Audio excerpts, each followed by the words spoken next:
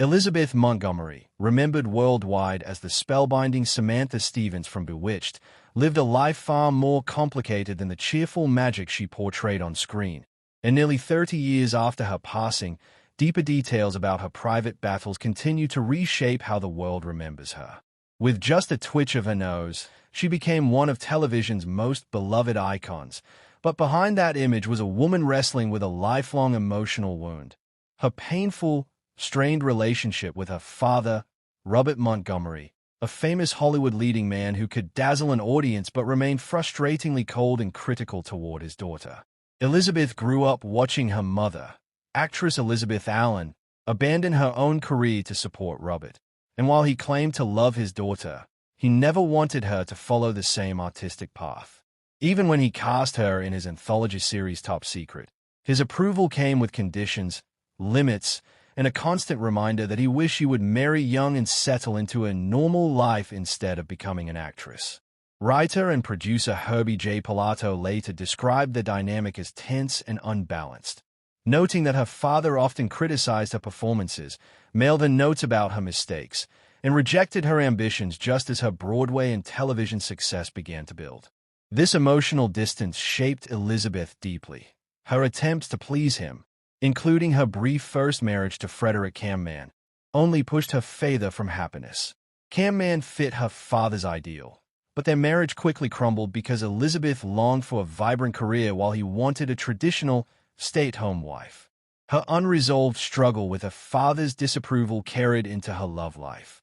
She soon married actor Gig Young, a man much older than her and trapped in alcoholism, almost as if she was subconsciously confronting her father by choosing someone he would never approve of.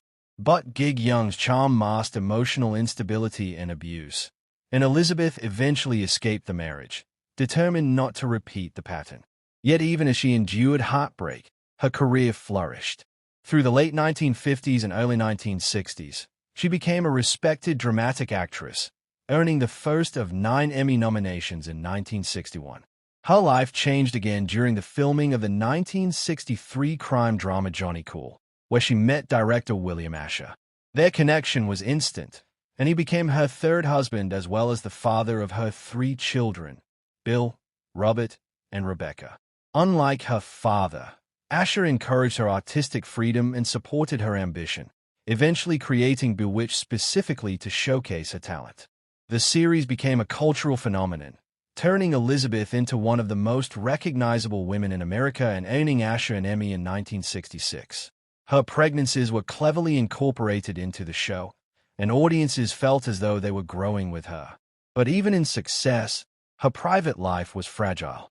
Asher's drive for work contrasted with Elizabeth's desire for a slower, family-focused life, and their son Bill later said that this difference was one of the major reasons the marriage collapsed. By the 8th season of Bewitched, tensions behind the scenes grew unbearable. Asher's infidelity hurt her deeply, and she herself fell in love with director Richard Michaels, triggering the end of both marriages and ultimately the end of the series in 1972. Elizabeth and Michaels moved in together after the show wrapped, but their romance lasted only a couple of years before it dissolved, leaving Elizabeth heartbroken but wiser. She found lasting comfort with actor Robert Foxworth, the man who became her 4th husband and remained by her side until her final day. Even though her personal life was chaotic, her allure never faded. She attracted admirers like Elvis Presley, Dean Martin, and Gary Cooper, who reportedly became infatuated with her during the filming of The Court-Martial of Billy Mitchell.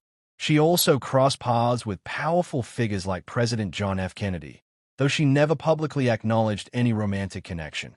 Elizabeth's pattern of falling for troubled or older men continued throughout her life. One of her darkest relationships was with ballet dancer and actor Alexander Godunov, who became famous for roles in Witness and Die Hard. He was handsome, talented, and charismatic but struggled with alcoholism and emotional turmoil. Their affair occurred while Elizabeth was still with the man who would later become her 4th husband. Godunov's downward spiral after she ended their relationship became Hollywood lore, with insiders saying he drank himself into ruin. Despite these emotionally turbulent chapters, Elizabeth was warm, generous, and endlessly searching for love and freedom, perhaps reflecting the longing she carried from childhood. In her final year, tragedy struck quietly. While filming Deadline for Murder, from the files of Edna Buchanan in March 1995, she dismissed persistent flu-like symptoms. By the time she sought medical help, doctors discovered her cancer had already spread from her colon to her liver, leaving little hope for treatment. Refusing to spend her final days in a hospital, she chose to return to the Beverly Hills home she shared with Robert Foxworth. Surrounded by family, Elizabeth passed away peacefully in her sleep on May 18, 1995, just 8 weeks after learning of her illness and barely a month after her 62nd birthday. Her memorial service at the Cannon Theater in Beverly Hills was intimate and emotional. Her husband read sympathy letters sent by fans. Her brother and children spoke lovingly. Musician Herbie Hancock performed in her honor. Elizabeth was cremated and laid to rest at Westwood Village Memorial Park Cemetery, the same resting place as many Hollywood legends. Today, her sons have built their own careers far from acting, specializing in guitar restoration and craftsmanship, sharing their work online and preserving a piece of artistic passion inherited from their mother. Elizabeth Montgomery was glamorous, complicated, wounded, brilliant, and unforgettable.